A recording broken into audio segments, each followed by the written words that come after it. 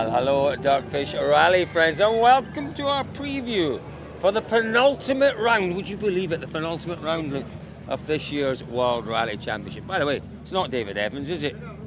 It's our wonderful deputy editor. That's me, and I'm sorry for everyone that was expecting David. It was a bit of a different relationship this weekend. Colin's kind of tutoring me and showing me all the ways, but we'll get into that, I'm sure, much into the weekend. But we're here, of course, to talk about Rally Spain, Colin. We are. Rather grey Rally Spain at the minute. Rather grey, yeah. He's picking up all the bad habits from me, by the way, isn't he? Yeah, listen, let's start off then talking about the weather, because it's a traditional-ish Rally Spain. There are one or two changes to the itinerary in terms of the stages. We'll talk about those shortly.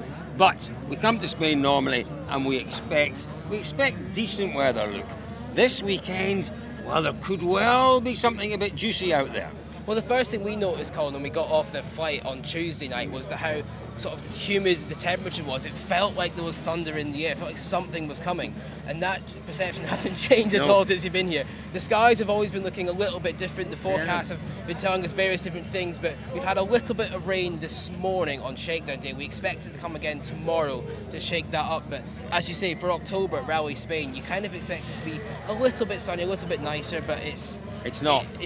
And that could really present a few issues, particularly, as Luke said, tomorrow morning. Now, the forecast is for temperatures around about 22, 23 degrees, but we go up into the mountains. And what happens when you go into the mountains? Well, it gets a little bit cooler and the weather becomes less predictable. Those opening two stages tomorrow morning are going to be fascinating. We had a little look at them. We've done a wee video. Have a look on our YouTube page. But you need to do that, don't you, Luke? When you have a rally that drivers know so well, you have to shake things up occasionally, mix things up, make it a little bit challenging. And the first two stages, actually the first three stages tomorrow, because stage 3, yes, they know it, but it's in reverse. Yeah.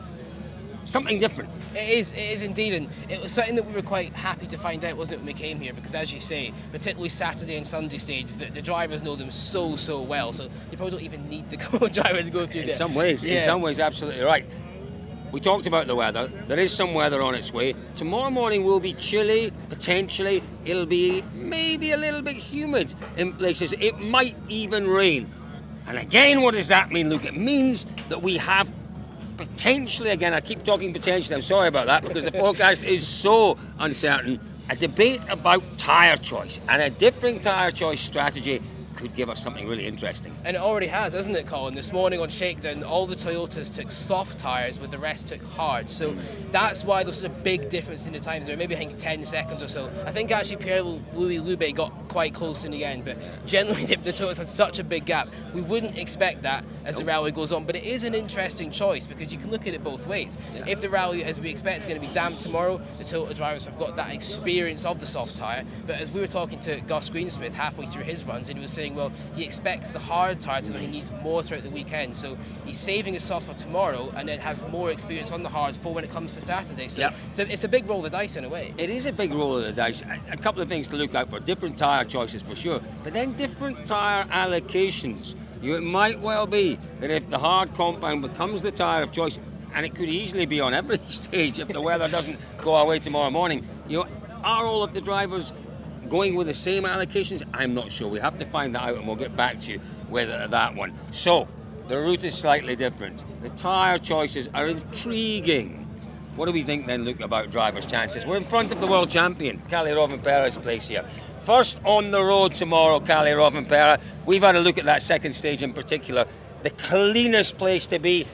He could have a good advantage. He could, and that's got to be his chance to push. It is an interesting situation for Kalle. As we all know, he is now the new world champion, but does that affect his approach? He told us not yesterday night. He said it was business as normal. We kind of expected him to say that, but it is an interesting way. You can drive without any pressure now. Yes, Toyota has a manufacturers championship to win, but the odds are very good to get that done this weekend. So he can just drive as he likes, and as you say, Colin, particularly in the cuts when it's wet, it gets pulled out. He can make the road as dirty as he likes for the rest, and that's his chance to make it. Haven't we? Where drivers actually intentionally go as deep as they can to make it as dirty as possible.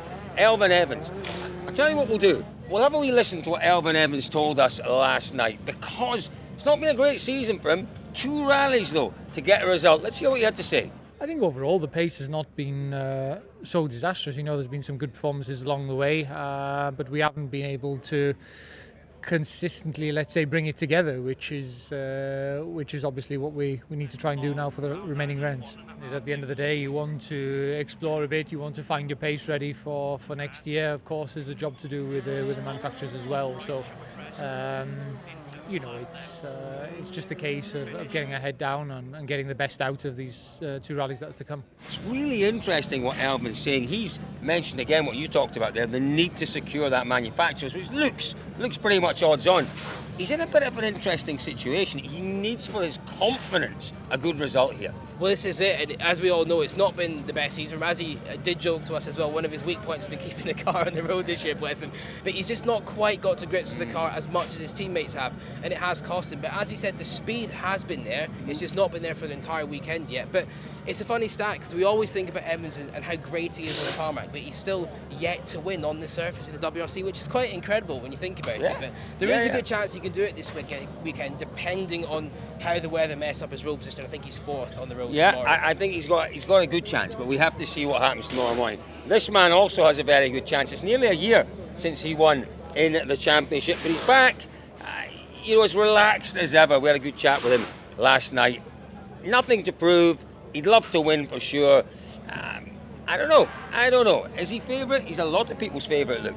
Yeah, I think so. But again, it comes to the road position tomorrow. I think he's down in 7th. So if it does rain, that could be a bit of a problem for him. But well, listen, no, I think it's going to be a problem anyway. If it doesn't rain, I think particularly that second stage, you could lose a bundle of time on that really loose, horrible pollution that comes out. So. Well, the key for Seb, though, sorry to cut across you there, but this is the first time all year he's done a rally back-to-back. That's true. The seat time he'll get from that, the confidence, he's familiar with the car, he's not up against it compared to everybody else.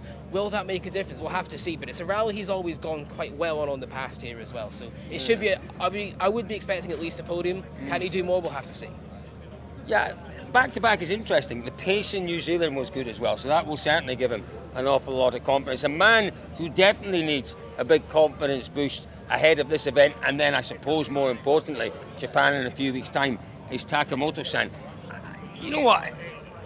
The last few rallies, he's been a little lost. And it's not like him. We know he's lacked experience in the past. He's building experience. But what's happened the last few events, his confidence has taken a real knock. That's tough for a driver. It is. As we saw in Greece in particular, his pace really wasn't anywhere near where we would expect it to be. Miles off. In New Zealand, he had that beautiful run of consecutive points finish come to an end. But as we all know here, Colin, I don't want to say it's just an extended test session, that's a bit harsh, but Rally Japan is the big one for Taka. This is a great chance for him just to get kilometres in the car, get confident with it on tarmac, and we'll see what he can do. But as you say, Taka's strong suit this year when it hasn't gone well has been to just keep the car on the road. Yeah. He's consistently. There's our friend Joel just waving. Check out those socks. Wonderful. Can you see those socks? Goodness me. Look, Hyundai. Do they feel confident? Decent tests ahead of the event. We've seen pace certainly from Neuville, and we saw pace from Tanak in Ypres. Good pace as well when we were in Croatia. Yeah, they've got to have a chance. I think so. Pre-event, Tanak was talking a little bit about how the tarmac and the driving style here is different, so it is kind of a new challenge. I think he seemed quite keen to sort of rule out his form in Croatia and Ypres, but you never know whether it could just be throwing away for the set. We'd have to see. But they all looked quite relaxed yesterday when we spoke to them. Obviously, there was a little bit of chatter about where things are going with the team. There is an article on dirtfish.com right now if you want to see what they had to say about that. But yeah, we'd have to assume they're going to be right in the mix. As we know, this is a rally that Thierry Neuville in particular has done really well on in the past. Twice a winner, the last 2 editions. So in theory, he's the favourite. But again, the car is totally different to what he's had before. Well, we're never quite sure what we're going to get with a Hyundai car, to be honest with you. The setup has to be bang on for their drivers to be in with a chance. The one that everyone would dearly love to see taking a win. Don't forget, this could be the last Rally Catalunya we see for quite some time if the rumours are to be believed. So it is very possibly Danny Sordo's final Rally Catalunya. He's come close to winning in the past, particularly in the Citroën days. Do you know what? I just don't see it happening this time. A podium is a real possibility. I can't see, sadly, Sordo taking that fairy tale win we haven't got the gravel leg anymore. And that was always what used to suit him on a part-time season. He would do the first day, climb up the order, and he'd be in a very strong position for Saturday, where the times are always quite close. Tomorrow, he really has to just hit it from the ground running, and he hasn't done that this year so far. And that's probably going to be his biggest hurdle. But as you say, we're not meant to have favourites, but my God, we'd love to see it. Yeah. Everyone here would love to see it if he could pull it off. You know, Sordo's on the most astonishing run of form, isn't he? If you look purely at results, it's 5 podiums in a row, I think. Last 5 events, it's 4 or 5 podiums in a row. But he's said to us, he's been quite open about it. Look, you know, the majority of them haven't come from pace and performance. They've come from really tenacity, sticking in, making sure he gets to the finish. He did actually say to me not so long ago, if the pace isn't there, if I can't compete in Spain at the very top, then I'll consider what I want to do next year. That's a little bit worrying, because he'll be a man in demand, that's for sure. Well, this is it. With everything that's been going on with the team recently, with Oliver Solberg parting ways with Hyundai, he's a driver they can't really afford to lose. Arguably, they couldn't afford to lose him anyway with the contribution he brings. But it's going to be interesting. But as you say, I think this event will be massively important for whatever his future is. Yeah, so a quick walk around the service park past the wonderful Casa Pirelli. That could be interesting, some of the discussions in there this weekend. To M Sport, it's a wonderful lineup, so many cars. Houtinen and Lucaneer, those guys are obviously running in the Rally 2 category. Then you've got Serdaridis in the Rally 1 car. And 1, 2, 3, 4, is it? 1, 2, I can't even count. 4, 5 Rally 1 cars? 5 Rally 1 cars being run by M Sport this weekend. Look, you know, M Sport, everyone's favourite team, or certainly everyone's second favourite team at least.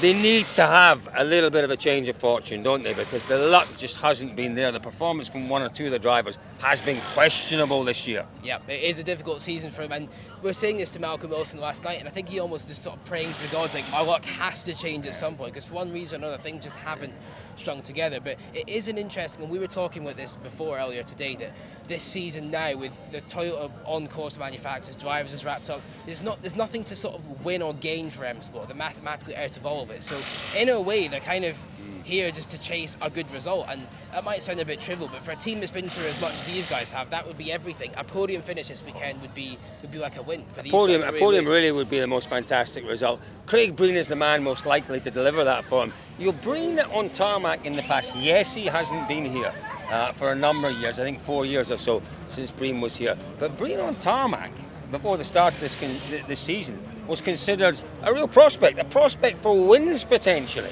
Yep, yeah, he definitely was, and I think this is another one of these rallies that Craig, he has done it a few times in the past, but he's not been here for quite a while. I think it was 2018 in the Citroen when he was last here, so it has been a while, but I suspect the knowledge of the stage will still carry him through. But as you say, Colin, it's been one of those years for him where he almost seems a bit lost now as to why things are just not quite clicking. He has the speed, we've all seen it, but he's just not quite been able to make a result out of it. He's just not pulling it all together, unfortunately. We'll see what Breen can do this weekend. So there we are, folks. In terms of the stages, let me tell you a little bit about that before we go.